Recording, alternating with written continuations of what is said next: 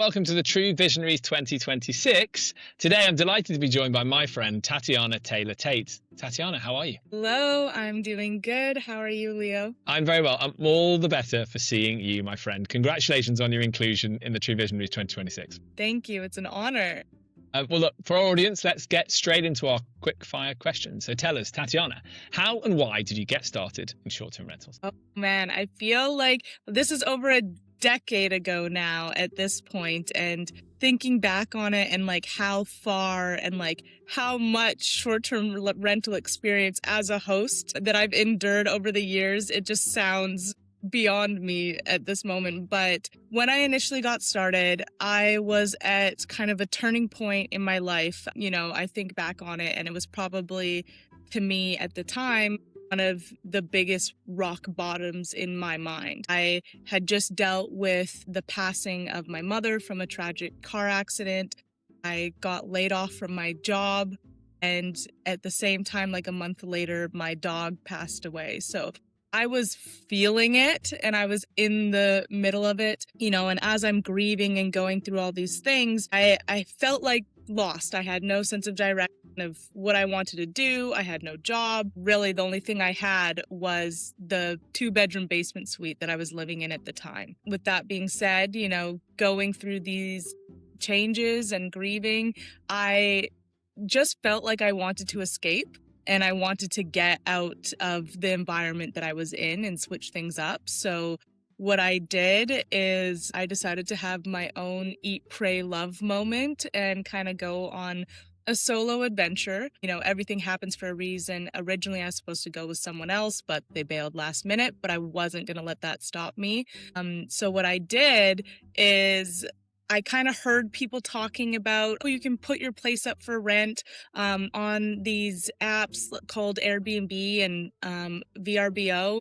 Those were kind of the things that I was like, okay, let's give it a shot. Let's see what happens. And so at that time, what I did is I just snapped some pictures. I made my bed and made it all look all nice the best that I could. Of course, had tons of personal items in the space and everything from there. Snapped some pictures, uploaded it, and to my surprise and the blessing that it got booked instantly. Probably because I was priced too low, but got booked instantly. And it not only covered my time away on my travels, it actually ended up paying for my rent back home and majority of those travels as well, which was a blessing in disguise. And during that time, I kind of really traveled and learned about different people and their stories. And I got so excited about the places I was going and the people that I was meeting that I fell in love with hospitality at the same time. Of course, I have always been a lover of interior design. And 6 weeks later, after I came back, I felt that there was something here. So kind of in tandem with those blessings, I had a developer reach out to me that was doing builds for short-term rentals. He would help other homeowners that were kind of struggling, needed a mortgage helper. They would build laneway homes or renovate their houses to be able to rent out, and he would manage it as a property manager as well. So basically, from there, I took on a project with him and started learning everything I could possibly learn about the short-term rental industry and about property management so I could continue to do it for myself. Fast forward, at the same time, I was renting out my second bedroom now. So I was now rooming with people that were coming in and out of these platforms and booking, and loved every moment of it. And I was like, how can I do this bigger? Because at that point it was covering, I think, 90% of my rent at the same time as well. And for those of you that know about how expensive Vancouver is, that was definitely a benefit. But so after that, I had the opportunity where there was 7-bedroom house and it was empty, and there was another developer that was dealing with kind of homeless people kind of breaking into it and causing damage. And I saw an opportunity and I said, hey, I know this is going to be torn down eventually, and you're just waiting for your permits, which take about like a year here in Vancouver. But I was like, why don't you let me rent it in the meantime? And when you say it's time to close up shop, I will leave. And so I rented the 7-bedroom house. Each individual room was rented out as a private room rental. And I think in under 3 months, I made $60,000. Wow. Which allowed me to take that money and invest in an apartment flip. And from there, I honestly didn't look back. I really took short-term rentals as a blessing in my life. It gave me an opportunity that I never thought I could have. And I started sharing that online, and the rest is history from now. I love it. What an amazing story. And it all starts with you being in a position of, like, a low ebb, as you say, right? I mean, an amazing, or evolution, I should say, not a turnaround, but far from it, an evolution, right?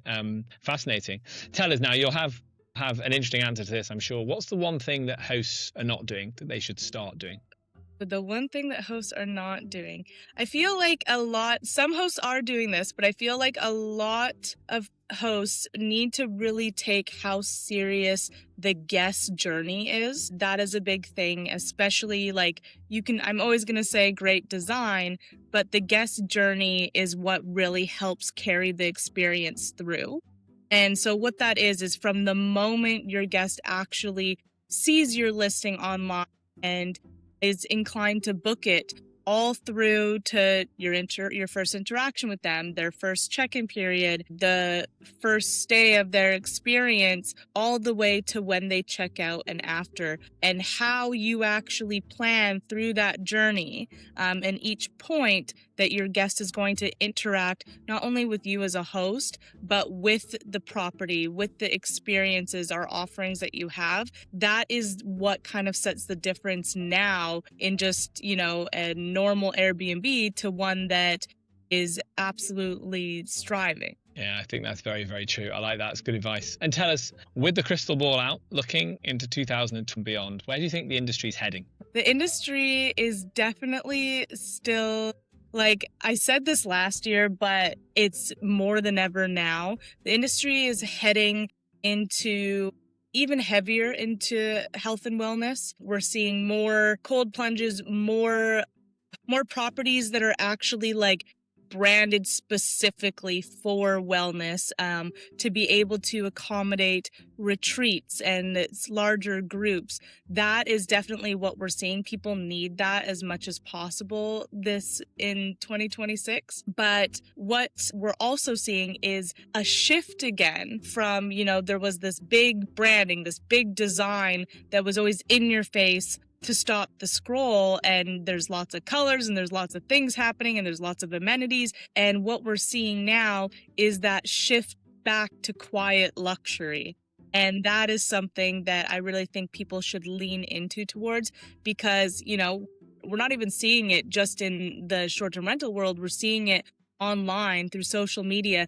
People want real, people want authentic, but they don't want all the bells and whistles anymore. They want that feel that it was effortless. So that's definitely something that I think people should lean into.